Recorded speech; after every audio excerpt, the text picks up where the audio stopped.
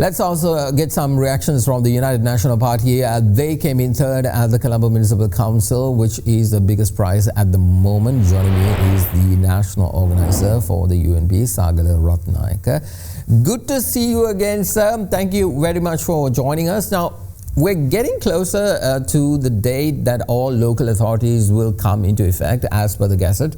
We know that there's a special understanding between the SJB and the UNP to unite and form administrations that the government doesn't have the majority in. How far does this understanding extend to, and more importantly, what are the details of this agreement between your two parties? Because I asked the same question from the SJB parliamentarian as well. Good to see you again. It's not just between the SJB and the UNP. Any party that is has opposed the government, or the people have voted.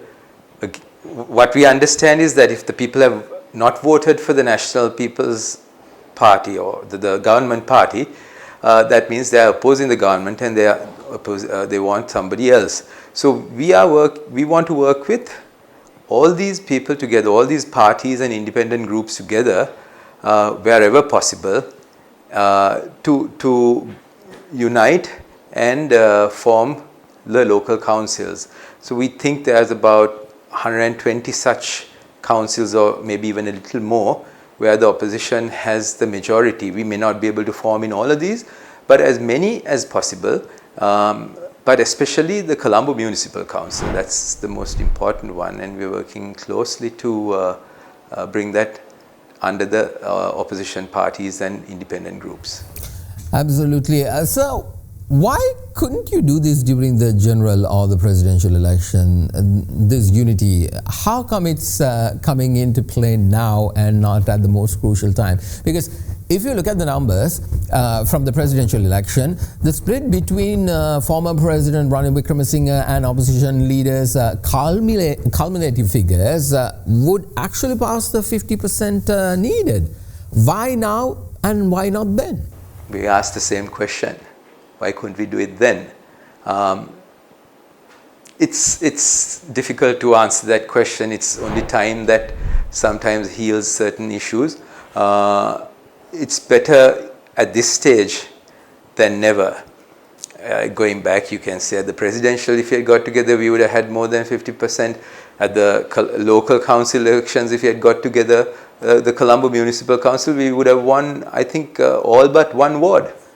So the results would have been completely different, but sadly that's not what happened. But at least now the SJB and the UNP plus other parties are trying hard to work together and form administration wherever possible, and I think we will have success. All right. Well, I asked the same question from the SJB as well. Well, I want to get your reaction as well to a certain comment made by one of the ministers regarding bringing a commissioner to run the local bodies. They don't have an absolute majority in, like the CMC.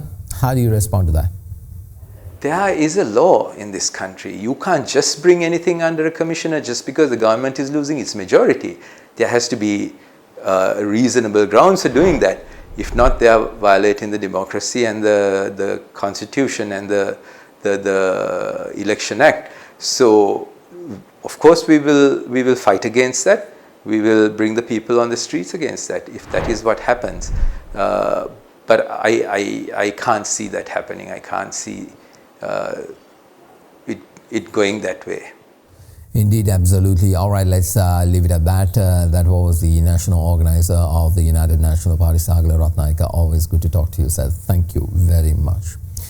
Let's take a short commercial break, and when we return, I'll speak to Attorney at Law Dr. Udara Soisa from the Bandar Naika Center for International Studies on whether there's a legal ground to the claims of the government regarding appointing a commissioner in bodies they failed to secure an absolute majority in.